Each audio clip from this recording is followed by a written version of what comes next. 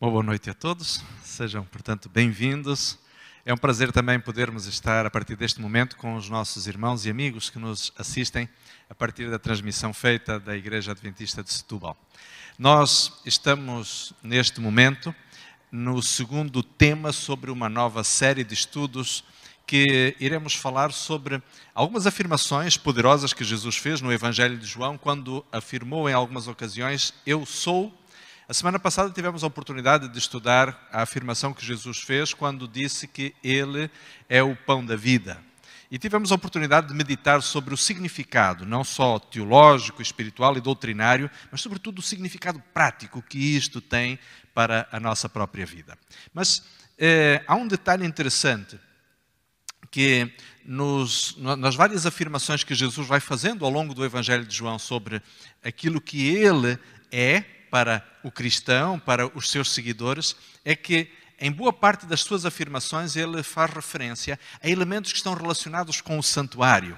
A semana passada, quando falámos a respeito justamente de Jesus como sendo o pão da vida, como todos nós sabemos, existia no santuário uma mesa, que era chamada Mesa dos Pães da Propiciação, sobre a qual ficavam permanentemente 12 pães, que representavam de fato a misericórdia, a salvação que Deus coloca ao dispor das tribos de Israel, mas por inerência também esta salvação e esta misericórdia que estava ao alcance do povo de Israel, estaria por extensão também ao alcance de toda a humanidade, porque seguindo as próprias palavras que Deus disse a Abraão, no capítulo 12 de Gênesis, ele disse, em ti serão benditas todas as nações da terra. Portanto, qualquer bênção que fosse derramada sobre o povo de Israel, por extensão, esta bênção haveria de ser também, de alguma forma, chegar a todos os povos, a todas as famílias da terra. Hoje, nós vamos abrir a nossa Bíblia no Evangelho de João e vamos particularmente ver o verso 12 do capítulo 8. João, capítulo 8, verso 12. E Jesus faz, portanto, ali uma poderosa declaração justamente a respeito da sua própria identidade também. João, capítulo 8, verso 12, diz, e foi-lhes, pois, Jesus outra vez dizendo, eu sou a luz do mundo. Quem me segue não anda em trevas, mas terá a luz da vida. Então vamos analisar um pouquinho aquilo que estaria não só na mente de Jesus, mas todo o significado bíblico por detrás desta afirmação. Quando Jesus diz, eu sou a luz do mundo. Bem, quando nós olhamos para a Bíblia, nós percebemos que existe um conjunto de significados muito significativos relacionados com o termo luz. A luz, na Bíblia, normalmente representa o esplendor da presença de Deus, representa também o conhecimento da vontade de Deus para o ser humano, pode representar liberdade, representa também esperança, confiança. A luz está relacionada com a transparência, com aquilo que diríamos assim é verdadeiro e autêntico. A luz também está relacionada com o bem, aquilo que é de origem celestial, que é de origem divina. E a vida também é um símbolo sobre o qual a luz, ou o termo luz, na Bíblia representa. Agora, nós não vamos falar aqui sobre todos estes vários temas, porque tornar-se-ia talvez demasiado filosófica a nossa reflexão, o nosso estudo. Por isso, gostaria de ver convosco, prezados e queridos amigos, 5 tópicos sobre os quais o significado do termo luz, que Jesus apresenta aqui, quando Jesus disse, eu sou a luz do mundo, havia basicamente 5 ideias que Jesus queria tocar quando nós percebemos o contexto da sua afirmação. O primeiro aspecto relacionado com a ideia da luz do mundo é aquela que está relacionada com o fato de que Jesus desejava transmitir a noção da presença de Deus. Isto é muito importante porque, notem, no Antigo Testamento, particularmente no tempo do santuário, da construção do tabernáculo, existiam 2 elementos que tinham que ver com a luz. Um deles era o candelabro de 7 braços, de 7 velas, que existia no santuário. Quando se entrava no santuário, no lugar santo, ao lado esquerdo estava justamente este candelabro, este castiçal de 7 velas, que permanentemente estava a iluminar o lugar santo. Este candelabro tinha um significado muito especial dentro de todo o conjunto de símbolos que compunham o santuário. é porque ele representava, de fato, não só a luz da presença de Deus, mas, sobretudo, a luz do conhecimento que Deus traz ao seu povo através da compreensão e do conhecimento da sua verdade. Por isso, a presença de Deus normalmente está associada justamente à luz. E a ausência da presença de Deus está relacionada justamente com trevas, com a ideia das trevas. Satanás esconde-se nas trevas. De alguma forma, tudo o que é maligno está associado efetivamente ao lado obscuro, à ausência de luz. E quando nós vamos ao Apocalipse, porque esta ideia de luz também tem uma implicação apocalíptica, nós vamos encontrar que cada uma das 7 igrejas do Apocalipse, que começam a ser descritas no capítulo 1 e que vão até o capítulo 3 do livro de Apocalipse, nós vamos encontrar ali cada uma destas igrejas tendo também um castiçal, tendo também uma vela, uma luz que representa justamente a presença de Deus ao longo da história da humanidade e ao longo da história do povo de Deus.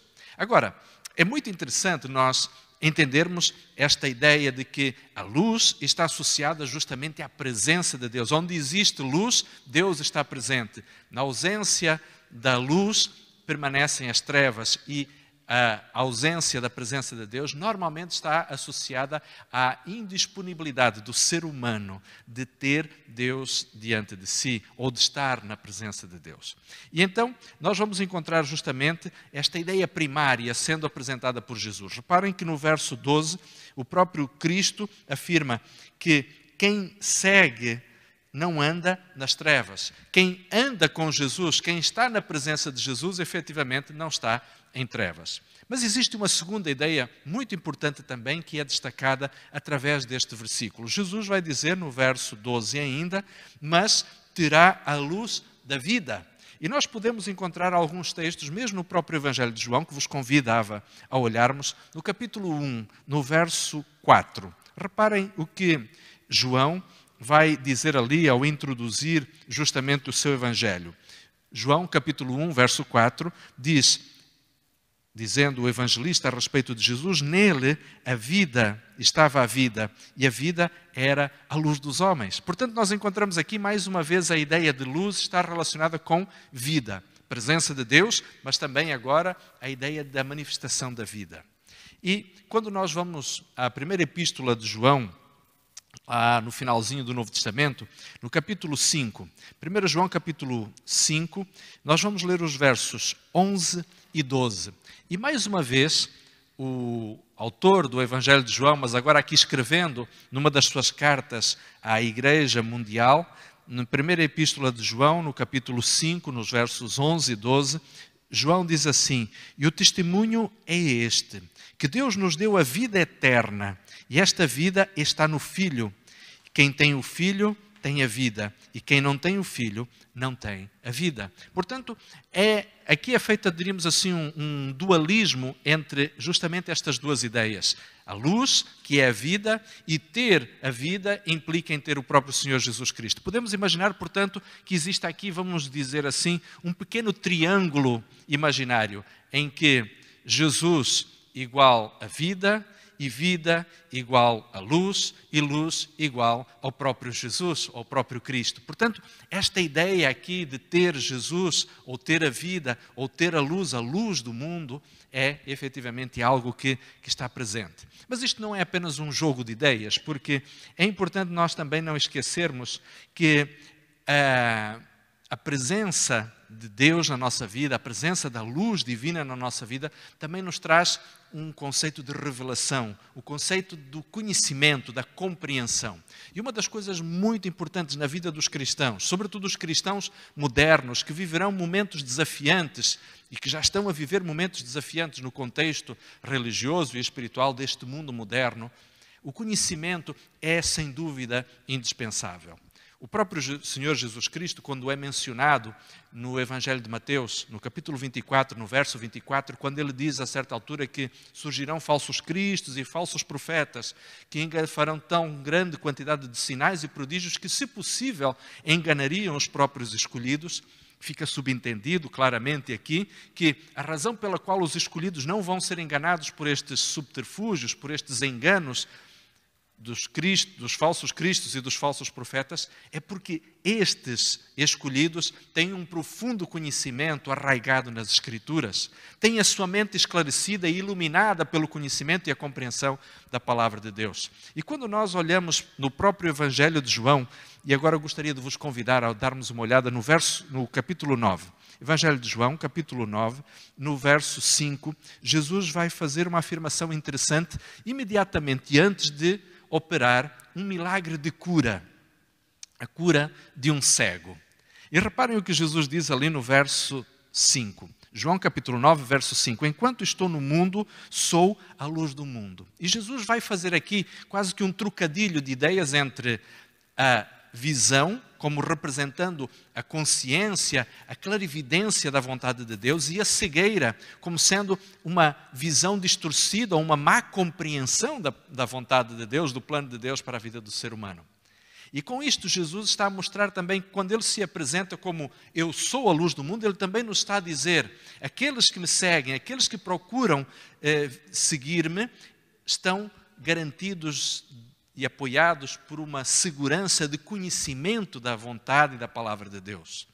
Nós não podemos esquecer que quando ouvimos Jesus fazer os seus apelos e as suas advertências em relação aos últimos momentos da história da Terra, fica muito claro de que haveria a necessidade do povo cristão nos últimos tempos da história do planeta de ter uma noção e uma compreensão muito clara da vontade de Deus.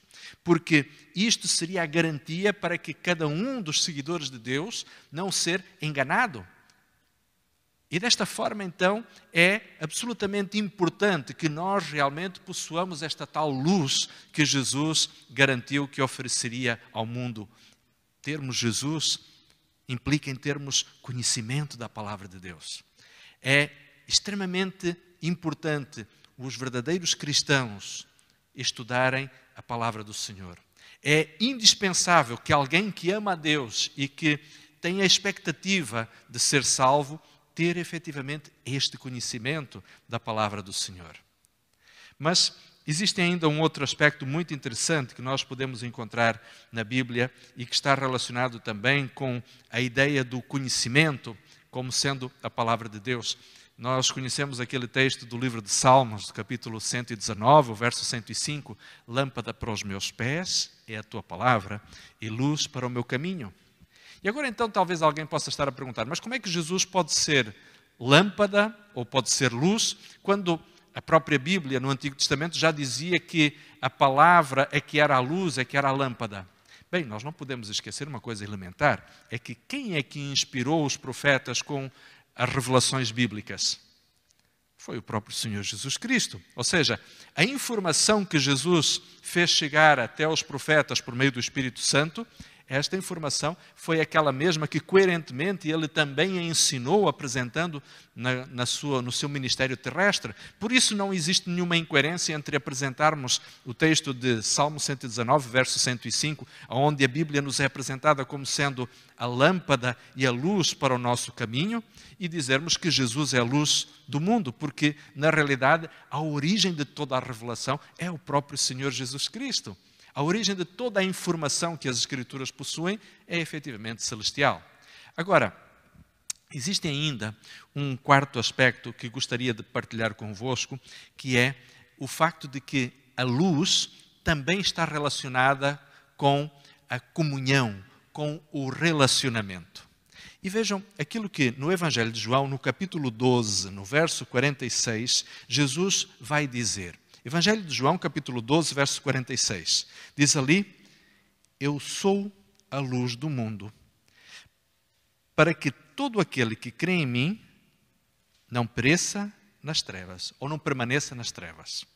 E depois o verso 47 vai dizer, e se alguém ouvir as minhas palavras e não crer, eu não o julgo, porque eu não vim para julgar o mundo, mas para salvar o mundo.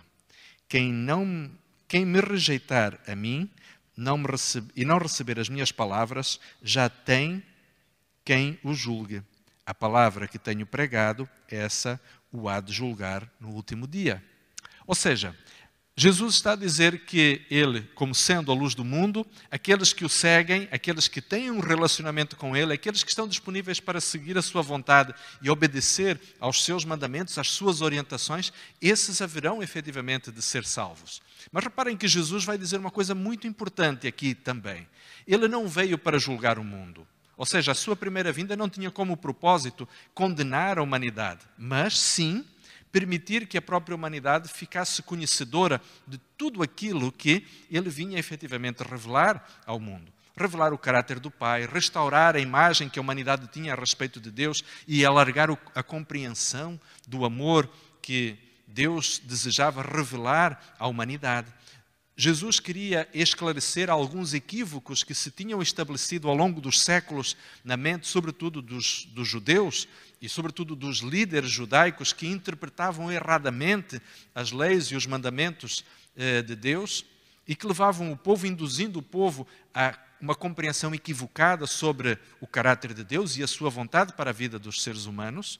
E desta forma Jesus vem tentar justamente colocar as coisas no lugar, a ponto de algumas pessoas, por vezes, ao ouvirem Jesus pregar, dizerem que Jesus tinha uma forma diferente de pregar, de tal forma que ele falava com autoridade, diferentemente dos rabis e dos escribas. É porque Jesus ia, de fato, à essência dos conceitos espirituais. E a forma como Jesus apresentava estas ideias antigas, mas de uma maneira renovadora, fazia com que alguns achassem que Jesus estava a pregar uma nova mensagem, uma nova doutrina. E Jesus deixou sempre muito claro o seguinte, deixou muito claro justamente essa ideia quando ele faz aquela afirmação impressionante que nós encontramos em Mateus no capítulo 5, no verso 17, quando ele diz: não penseis que vim revogar a lei ou os profetas. Eu vim para cumprir, disse Jesus. Eu vim para dar seguimento exatamente, de forma coerente, de forma consistente com tudo aquilo que o Antigo Testamento, os profetas e a lei sempre ensinaram. Mas há uma coisa que nós não podemos de modo nenhum esquecer. E isto talvez seja uma mensagem importantíssima para os cristãos que vivem nos últimos momentos da história da Terra. Muitos crentes hoje, pessoas que amam a Jesus com sinceridade e com humildade, desejando fazer a sua vontade e viver uma vida semelhante à de Jesus, estão por vezes a carregar uma ideia que ela na essência pode parecer muito piedosa, mas que não tem apoio nem sustentação bíblica.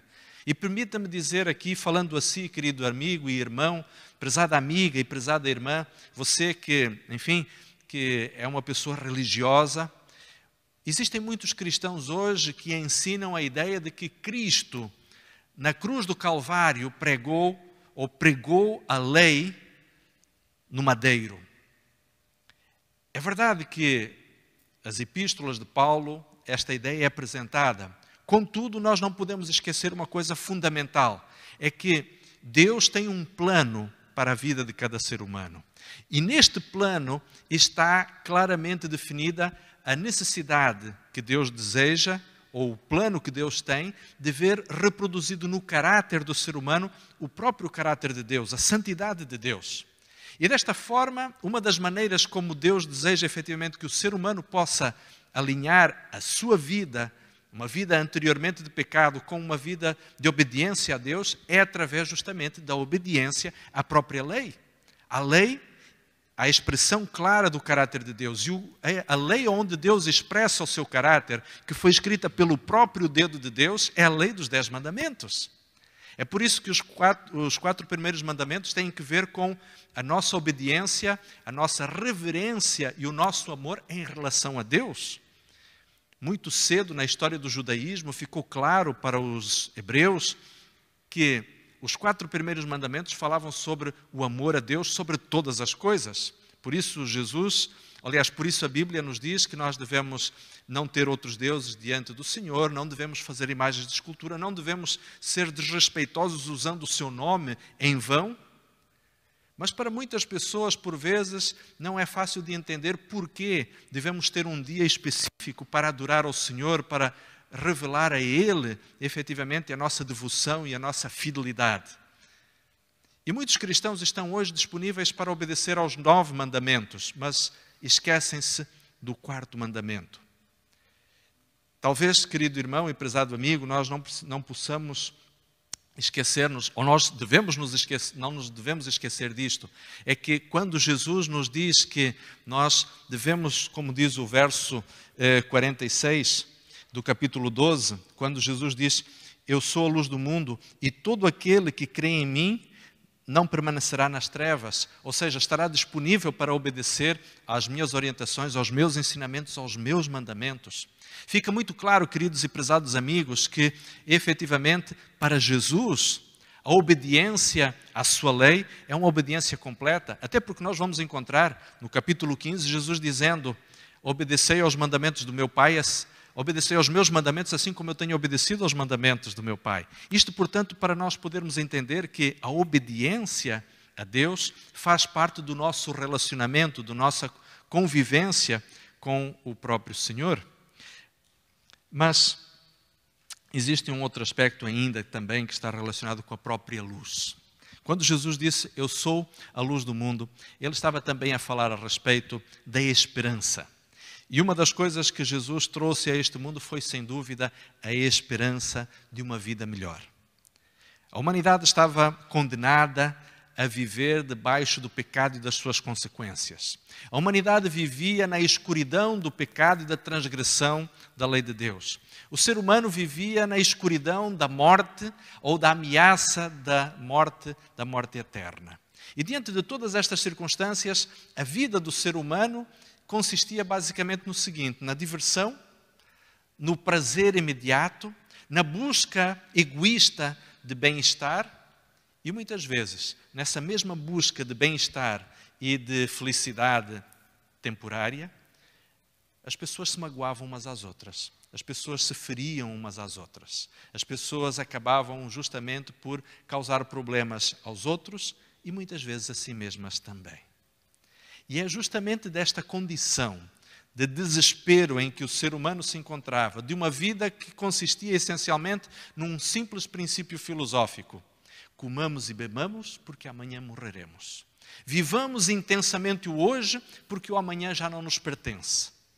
Esta existência sem sentido, sem propósito, esta vida, diríamos assim, que não olhava para além do horizonte da sepultura, um horizonte sombrio e triste, encheu-se de esperança quando Jesus veio a este mundo mostrar que existe vida, existe a possibilidade daqueles que o seguirem permanecerem ao lado da vida e poderem ter a esperança de viver eternamente. Corria o ano de 2010, quando no norte do Chile, no dia 5 de agosto, uma galeria que dava, portanto, que permitia a saída dos mineiros que trabalhavam na mina de San José, que pudessem, portanto, sair. Neste dia, no dia 5 de outubro, aliás, no dia 5 de agosto, a mina colapsou. E desta forma, o desmoronamento que bloqueou a galeria de saída fez com que 33 mineiros permanecessem encarcerados no ventre da terra, a cerca de 700 metros de profundidade.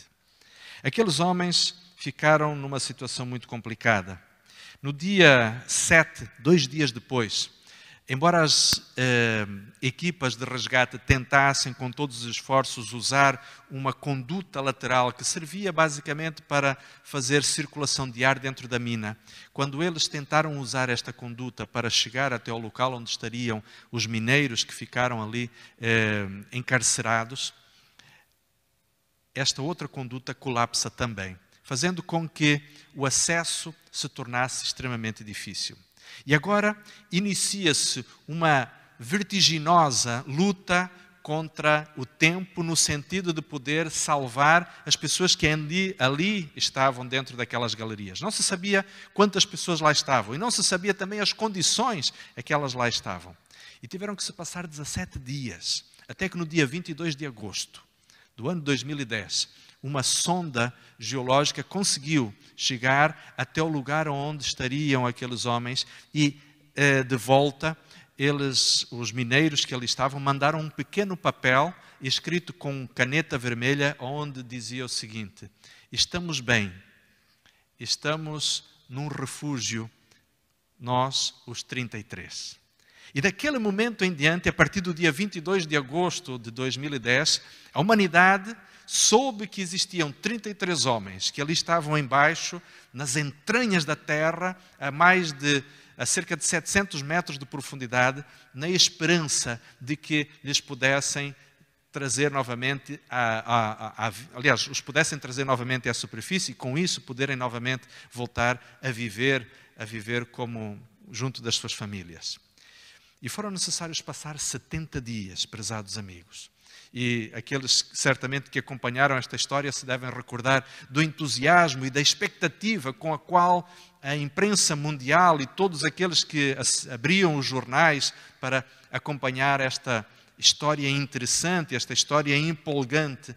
E foi necessário chegar o dia 13 de outubro. Estamos quase a fazer 11 anos que este evento aconteceu, em que conseguiu-se finalmente terminar com alguma segurança um canal com alguns centímetros de largura, não chegava a 1 metro de diâmetro este canal, para que fosse até ao local onde estes homens estavam. E então com um equipamento que ficou conhecido como, com o nome de Fênix 2, então esta cápsula poderia permitir que uma pessoa, uma a uma, pudesse ser, portanto, guindada do interior da Terra para o exterior.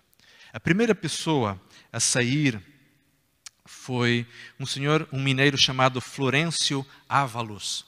Ele chegou à superfície no dia 13 de outubro, à 00:11. E mais de 24 horas mais tarde, chegou o último socorrista, que voluntariamente tinha estado com aqueles homens lá no interior da terra, naquele que poderia ter sido o seu caixão subterrâneo, e chegou no dia 14 de outubro, à 00:33. E o seu nome era Patrício Sepúlveda. Era o último socorrista que deixava justamente e que dava final, portanto, a esta impressionante este impressionante sistema de resgate, ou esta operação de resgate. Isto para lembrar, queridos amigos, uma coisa: assim como estes 33 homens estavam ali naquele ano de 2010, à mercê de circunstâncias terríveis, condenados provavelmente a uma morte quase certa, quando eles começaram a receber os primeiros sinais de que havia pessoas que os estavam a procurar, que estavam a lutar pelo seu resgate, quando eles começaram a receber os primeiros víveres, os primeiros alimentos, a água e comida, quando eles começaram a receber as primeiras lanternas que lhes eram enviadas primeiramente por aquele primeiro pequeno canal que lhes foi aberto, e depois se deram conta de que havia esforços a serem feitos no sentido de os trazer do interior da terra, dos cerca de 700 metros de profundidade onde eles se encontravam. Isto foi trazendo gradualmente esperança a estes homens. O primeiro raiozinho de luz, logo depois que as suas lanternas se acabaram, logo depois que o combustível que mantinha acesos os seus faroletes se extinguiu, a primeira luz que eles viram foi justamente a luz que vinha desde a superfície, a partir daquele canal que lhes foi aberto. Era uma luz muito ténue, mas foi esta luz que lhes deu esperança. Queridos irmãos e amigos, hoje nós também estamos a viver com os olhos postos justamente nesta luz que nos traz a esperança de que um dia o nosso resgate acontecerá de forma clara, de forma evidente, de forma completa. Hoje nós apenas contemplamos algo que é distante. Hoje nós baseamos a nossa expectativa nas promessas de Jesus. Temos muitas vezes pela fé que alimentar a nossa confiança, aumentar a nossa expectativa, a nossa motivação para aguardarmos a vinda de Jesus. Mas a realidade, queridos e prezados amigos, é que Jesus, Ele nos prometeu que Ele regressará a este mundo. É por isso que Ele nos promete que Ele, sem dúvida, é a luz do mundo. Ele é a luz que nos traz esperança. Ele é a luz que nos traz o conhecimento da palavra de Deus. Ele é a luz que nos mostra que o Senhor continua presente ao nosso lado, apesar de nós podermos nos sentir encapsulados, encurralados nas profundezas dos problemas do pecado.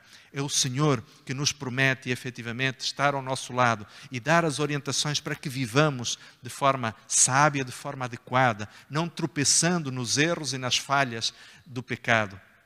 É este Senhor que nos convida, inclusive, a nós mesmos, como Jesus disse em Mateus, no capítulo 5, e eu gostaria de ler convosco, Mateus capítulo 5, do verso 14 em diante, quando Jesus diz aos seus discípulos: vocês também são a luz do mundo. É interessante Jesus dizer de si mesmo que Ele é a luz do mundo, mas Ele depois transmitir aos seus próprios discípulos também esta mesma ideia, de que eles também são a luz do mundo. E Jesus diz: vocês são a luz do mundo. Não se pode esconder uma cidade edificada sobre um monte, nem se acende uma candeia e se coloca debaixo de um alpendre, mas sim no velador, para que dê luz aos que estão em casa. E Jesus termina o verso 16 dizendo: assim resplandeça a vossa luz diante dos homens, para que vejam as vossas boas obras e glorifiquem ao vosso Pai que está nos céus. Por isso Jesus nos convida a que nós mesmos também, através da nossa disponibilidade para sermos obedientes aos seus ensinamentos, obedientes à sua vontade, fiéis aos seus mandamentos, possamos, através de uma vivência autêntica de amor, da vontade de Deus, mostrar à humanidade que existe um Deus que ama e que deseja salvar cada ser humano. Que existe um Deus que está ansioso de resgatar a humanidade. E este Deus se manifestará muito em breve. Compete a cada um de nós mantermos viva esta mesma esperança no nosso coração e partilharmos esta esperança com aqueles que são os nossos companheiros. Talvez nas profundezas da mina deste mundo.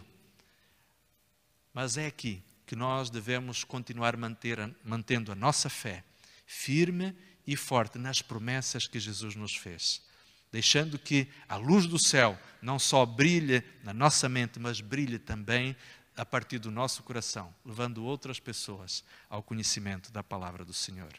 Que o Senhor nos ajude a sermos estas luzes ao mundo e que outros possam glorificar a Deus através da forma como nós vivemos, da forma como nós procuramos seguir ao nosso Senhor Jesus Cristo. Que Deus nos abençoe. Que o Senhor abençoe a si, querido amigo e prezada amiga que nos acompanha aí em sua casa. Que Deus brilhe no seu coração. Que Jesus seja a luz da sua vida.